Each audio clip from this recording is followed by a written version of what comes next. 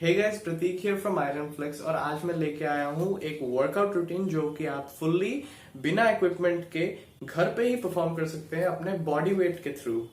इस पे हम लोग टोटल 5 मिनट्स के लिए 3 एक्सरसाइजेस करेंगे अलग अलग रेस्ट पीरियड्स के साथ, जिससे कि आपका चेस्ट टारगेट हो। तो बिना किसी रुकावट के हम लोग वीडियो शुरू करते हैं। डिक्लाइन पुशअप से हमारा एक्सरसाइज लिस्ट पे पहला नंबर, जो कि हम लोग नॉर्मल पुशअप की तरह ही परफॉर्म करते हैं, पर हमारे जो पैर होते हैं वो जमीन पे ना रह के किसी एलिवेटेड सरफेस पे रहते हैं और हमारे हाथ जैसे नॉर्मली जमीन पे रहते थे वैसे ही। तो आप अपने घर का कोई भी एलिवेटेड सरफेस, चाहे वो बेड हो, कोई टेबल या तो चेयर, बस वो सरफेस पे एक कंडीशन है, वो स्टेबल होना चाहिए। और आप जब अप एंड डाउन पुशअप कर रहे हैं तो फिर वो ज्यादा हिलना नहीं चाहिए, नहीं तो आपके गिरने के चांसेस है और उससे आपका इंजरी हो सकता है। तो एक्सरसाइज परफॉर्म करने के लिए पहले आपको अपने मैक्सिमम रेप्स, आप जितने भी रेप्स कर सकते हैं ये डिक्लाइन पुशअप्स के, आप कीजिए। अगर आप 1 मिनट 30 सेकेंड्स तक लगातार कर लिए तो फिर तो अच्छी बात है, और अगर आप नहीं कर पाए तो फिर आप, अगर एग्जांपल दे रहा हूं, पहला आदमी हो सकता है 1 मिनट 30 सेकेंड्स लगातार कर ले, दूसरा आदमी अगर 1 मिनट 30 सेकेंड्स ना कर पाए, वो सिर्फ 30 सेकेंड्स लगातार किया, तो फिर 5 सेकेंड या 10 सेकेंड रुक के वापस शुरू कीजिए उसी सेट को। आपका जब टोटल मिला के 1 मिनट 30 सेकेंड स्टॉप वॉच पे हो जाएगा तो फिर आपका डिक्लाइन पुशअप का सेट कंप्लीट। अब 10 सेकेंड रुकिए, वेट कीजिए, उसके बाद ट्रांजिशन करेंगे हम लोग नॉर्मल पुशअप में। नॉर्मल पुशअप जैसे कि आपको पता है, सीधा जमीन पे फ्लोर पे है, प्लैंक पोजीशन में आके दोनों हैंड्स रहेंगे जमीन पे, पैर रहेंगे, बॉडी पूरा स्ट्रेट। उसके बाद स्ट्रेट अप हम लोग डिक्लाइन पुशअप्स के 10 सेकंड बाद ही नॉर्मल पुशअप्स का सेट बिगिन कर देंगे। अगर आप अभी भी 1 मिनट 30 सेकंड्स लगातार कर सकते हैं तो कंग्रेचुलेशन, आप काफी अच्छे एथलीट है। और वो 1 मिनट 30 सेकंड्स अगर आप लगातार कर लेंगे तो फिर कीजिए। और अगर आप 1 मिनट 30 सेकंड्स लगातार नहीं कर पाए तो फिर आपका जहां पे भी रुक रहा है रेप्स, वहां से 5-10 सेकंड रुक के वापस शुरू कीजिए सेट, और तब तक कीजिए जब तक आपका 1 मिनट 30 सेकंड्स तक कंप्लीट ना हो जाए नॉर्मल पुशअप्स का सेट। लास्ट है इंक्लाइन पुशअप, जिसमें हमारा पैर नीचे रहेगा जमीन पे और हाथ किसी एलिवेटेड सरफेस जैसे कि हमारा बेड या टेबल, चेयर, स्टूल कहीं पे भी रख सकते हैं। और उधर रखने के बाद हम लोग हमारा वर्कआउट को फिनिश करेंगे इधर सेट्स करके, मतलब रेप्स करके। यहाँ पे भी आपका वही सेम पैटर्न फॉलो होगा।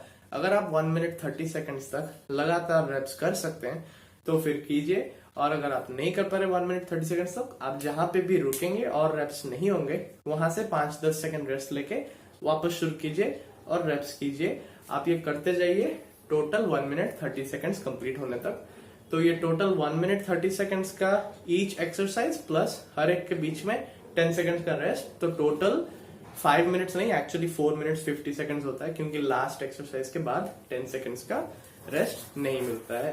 तो ये एक्सरसाइज आप दिन में कभी भी कोई भी 5 मिनट का स्लॉट निकाल के, बहुत कम सेटअप लगता है इसके लिए, बस एक एलिवेटेड सरफेस चाहिए, आपका पूरा वर्कआउट हो जाएगा और सिर्फ 5 मिनट में कंप्लीट। इसमें आपका डिक्लाइन पुशअप से अपर चेस्ट, नॉर्मल पुशअप से मिडिल चेस्ट और इंक्लाइन पुशअप से लोअर चेस्ट, तीनों ही एक साथ टारगेट हो रहा होगा एक एक क्विक 5 मिनट वर्कआउट में, जो कि आपको चेस्ट गेन्स को बढ़ाने में हेल्प करेगा। एक लास्ट पीस ऑफ एडवाइस जो कि हर एक एक्सरसाइज को ही अप्लाई करता है, पर मैं इस वर्कआउट के लिए स्पेसिफिकली इसलिए बोल रहा हूं क्योंकि मैंने टाइम लिमिट दिया है। आपको 1 मिनट 30 सेकंड्स तक हर एक एक्सरसाइज को परफॉर्म करना है। तो 1 मिनट 30 सेकंड्स तक लगातार परफॉर्म करने के चक्कर में आप एक्सरसाइजेस का फॉर्म मत बिगाड़िएगा। मतलब कि आप अगर 20 सेकंड्स के बाद ही थक गए हैं तो फिर आप अपना टेक्निक को खराब करके, मूवमेंट में मोमेंटम यूज करके या कॉम्पेंसेशन करके, गलत तरीके से मूवमेंट करके और 10-15 सेकंड को अपने टाइम को एक्सटेंड करने की कोशिश मत कीजिएगा। वो एक्सटेंशन से आपका हो सकता है टाइम बढ़ जाए कि आप एक एक्सरसाइज को 20 सेकंड्स की जगह 30 सेकंड्स या 40 सेकंड्स तक लगातार कर ले। आपको लगेगा कि उसमें आपका स्ट्रेंथ डेवलप हो रहा है, पर नहीं, वो जो पहला का 20 सेकंड्स था वही आपके स्ट्रेंथ डेवलपमेंट के लिए इफेक्टिव था, और बाकी का जो 15-20 सेकंड है उसका बहुत ही कम कंट्रीब्यूशन होता है आपका स्ट्रेंथ डेवलपमेंट में, क्योंकि आपने अच्छे टेक्निक से एक्सरसाइज को परफॉर्म नहीं किया। तो जब तक आपका टेक्निक सही है, जब तक आप पुशअप्स अपने बॉडी को पूरा स्ट्रेट करके fully up and fully down जाके कर पा रहे हैं और आपके मसल्स अच्छे से इफेक्टिवली काम कर रहे हैं करेक्ट फॉर्म के साथ, कंट्रोल्ड रेपिटेशंस, तो फिर आप रेप्स को कंटिन्यू कीजिए। और जब ऐसा पॉइंट आए जब आपका फॉर्म ब्रेक डाउन हो जाना शुरू हो जाए, जब आपका टेक्निक खराब हो जाना शुरू हो जाए, वो पॉइंट पे रुकिए, 5-10 सेकंड रेस्ट लीजिए, फिर से शुरू कीजिए। क्योंकि कोई भी एक्सरसाइज जो हम लोग गलत फॉर्म से परफॉर्म करते हैं उसका इफेक्टिवनेस उतना ज्यादा नहीं होता है और वो हमें गेन करने में हेल्प नहीं करता है मसल। कोई भी वर्कआउट का इफेक्ट कंसिस्टेंसी और टाइम के बाद आता है, तो ये एक्सरसाइज को एटलीस्ट 1 या 2 हफ्ते तक ये वर्कआउट को कीजिएगा।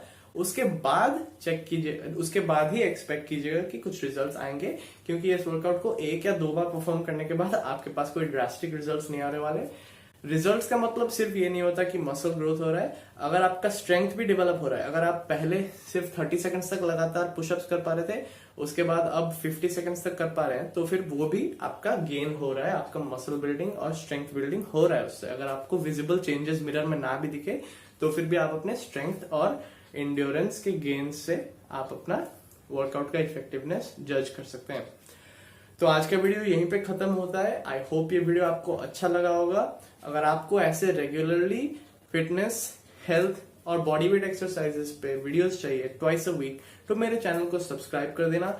ये वीडियो अगर अच्छा लगा तो लाइक कर देना, और ये एक्सरसाइज को ट्राई करके, ये वर्कआउट को ट्राई करके कमेंट्स में जरूर बताना कि कैसा लगा। Thank you for watching, keep striving.